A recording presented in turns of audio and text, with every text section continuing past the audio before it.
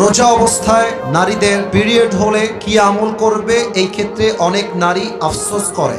উত্তর দিবেন। আচ্ছা, এক্ষেত্রে আমি আগেই কিছু কথা বলেছিলাম যে পিরিয়ড যদি নারীর হয়ে যায় আর যদি নারী আফসোস করে যে পিরিয়ডটা কেন হয়ে গেল, না হলে তো আমল করতাম, এইটা করতাম, সেইটা করতাম, it is amazingly appreciated that she is feeling regret.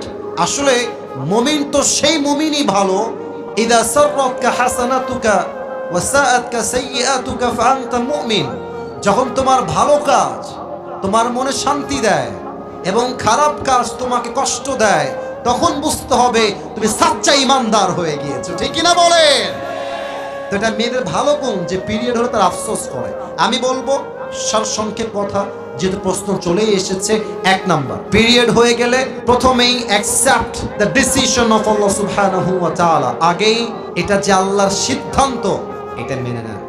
আল্লাহ যা করেন তার মাঝেই ভালো, আল্লাহ যা করেন তার মাঝেই কল্যাণ। একটা হাদিস বলি, দেখেন, আম্মা জান আয়েশা রাদিয়াল্লাহু তাআলা আনহা একবার হজে গেলেন নবীর সাথে।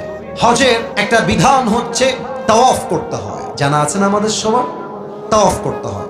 তো তাওয়াফের ঠিক পূর্ব মুহূর্তে আয়েশা রাদিয়াল্লাহু তাআলা আনহার ব্লিডিং শুরু হয়ে যায়, পিরিয়ড তথা মাসিক শুরু হয়ে যায়। তিনি চুপচাপ বসে কান্না শুরু করে দিয়েছেন। নবীজি বলছে, আয়েশা কিফ, স্টপ, থামো, কেঁদো না, আল্লাহর সিদ্ধান্ত মেনে নাও।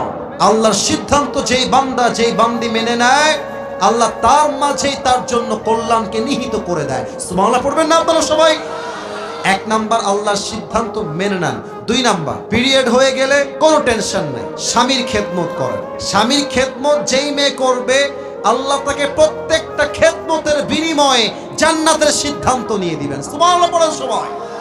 তিন নাম্বার, একটু ভিন্ন কিছু করেন। আপনি চাইলে প্রতিবেশীর হক আদায় করেন, আপনি চাইলে আত্মীয়র হক আদায় করেন। বসে বসে কোরআন তেলাওয়াত শোনেন, বসে বসে জিকির করেন, বসে বসে ভালো কাজের আদেশ দিবেন। আপনাকে বেশি বেশি সওয়াব দিবে একজন। আওয়াজ দিয়ে বলেন সবাই, তিনি কে?